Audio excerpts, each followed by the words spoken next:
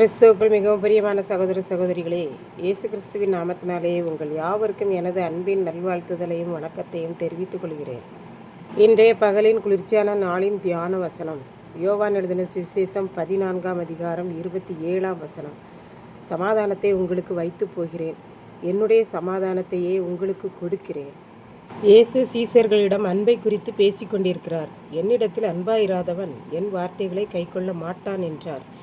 ஏனென்றால் நான் உங்களுக்கு சொல்லுகிற வார்த்தைகளெல்லாம் நானாய் சொல்லவில்லை, எல்லா வார்த்தைகளும் பிதாவாகிய தேவனால் அருளப்பட்ட வார்த்தைகள் என்று இயேசு கூறினார். நான் உங்களோடு தங்கியிருக்கும்போது இவைகளை உங்களுக்கு சொன்னேன் என்றார்.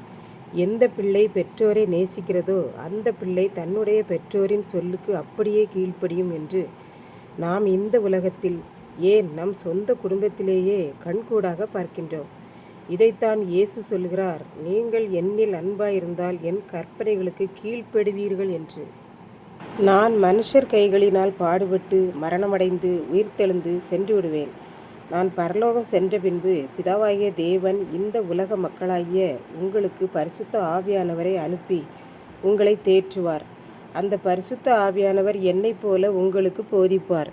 நான் சொன்ன எல்லா வார்த்தைகளையும் மறுபடியும் பரிசுத்த ஆவியானவர் வந்து உங்களுக்கு நினைப்பூட்டுவார் என்று இயேசு சீசர்களிடம் கூறினார். நான் உங்களுக்கு சமாதானத்தை வைத்துவிட்டு பரலோகத்துக்கு போகிறேன். நான் வைத்து போன சமாதானத்தை நீங்கள் உங்களுக்கென்று எடுத்துக்கொள்ளுங்கள். உலகம் உங்களுக்கு கொடுக்கிற பிரகாரம் நான் உங்களுக்கு கொடுக்கவில்லை. இந்த உலகத்தில் வீடோ நிலமோ பணமோ நல்ல வருமானமோ கேளிக்கைகளோ எதுவாயிருந்தாலும் அது கொஞ்ச நேரம் மாத்திரம் சந்தோஷம் சமாதானத்தை கொடுக்கும்.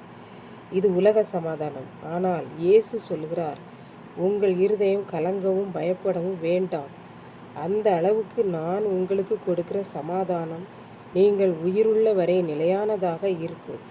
ஆகவே அதை பெற்றுக்கொள்ளுங்கள் என்று இயேசு கூறினார். இப்படித்தான் ஒரு பெற்றோருக்கு பிள்ளைகள் இருந்தனர். அதில் ஒரு பிள்ளையின் பெயர் சமாதானம். இந்த சமாதானம் என்கிற பிள்ளை சிறுவயதிலிருந்தே நன்றாக வளர்க்கப்பட்டது.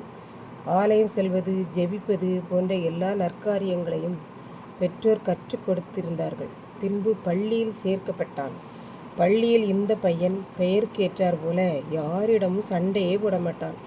மற்ற பிள்ளைகள் சண்டை போட்டாலும் அவ்வாறு சண்டையெல்லாம் போடக்கூடாது, பொறுமையாக செல்ல வேண்டும் என்று மற்றவர்களுக்கு சொல்லிக் கொடுப்பான்.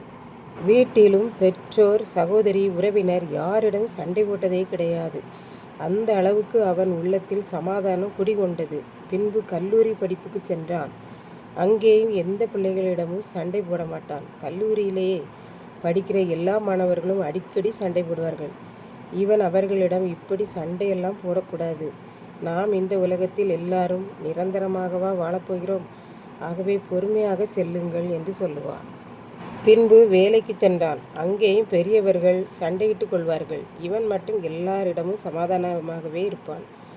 சமாதானத்துக்கு ஏற்றவைகளையே பேசுவான். அந்த அளவுக்கு அவன் இருதயம் சமாதானமாக இருந்தது என்று பார்க்கின்றோம். இதை கேட்டுக்கொண்டிருக்கும் எனக்கன்பானவர்களே, இன்றைக்கு இந்த சமாதானம் என்கிற மகனிடமிருந்து நாம் என்ன கற்றுக்கொள்கிறோம் என்பதை சிந்தித்து பார்ப்போம். சமாதானத்தையே ஆண்டவர் நமக்கு வைத்து சென்றிருக்கிறார். ஆகவே நாம் அந்த சமாதானத்தை எடுத்துக்கொள்ள வேண்டும். சண்டை போடுவதனால் எதுவும் நடந்துவிடப் போவதில்லை என்பதை உணர்ந்து நாம் செயல்படுவோமானால் நமக்கு அந்த சமாதானம் தூரமாயிராது. உலகத்தாரால், கணவரால், மனைவியால், பிள்ளைகளால், பேரப்பிள்ளைகளால் கொடுக்க முடியாத சந்தோஷம் சமாதானத்தை ஆண்டவரிடம் நாம் பெற்றுக்கொள்வோம். கர்த்தர்தாமே இந்த வார்த்தைகளை ஆசீர்வதிப்பாராக. ஆமென். ஜெபம். அன்பின் ஆண்டவரே, இந்த அருமையான நல்ல நாளுக்காக நன்றி செலுத்துகிறேன். இப்போதும் இந்த வார்த்தைகளை கேட்டுக்கொண்டிருக்கிற ஒவ்வொரு பிள்ளைகளும் உலகம் கொடுக்கக்கூடாத சந்தோஷத்தை, சமாதானத்தை உம்மிடத்திலிருந்து பெற்றுக்கொள்ள அருள் புரியும். இயேசு கிறிஸ்துவின் மூலம் வேண்டிக் கொள்கிறேன் பிதாவே. ஆமென்.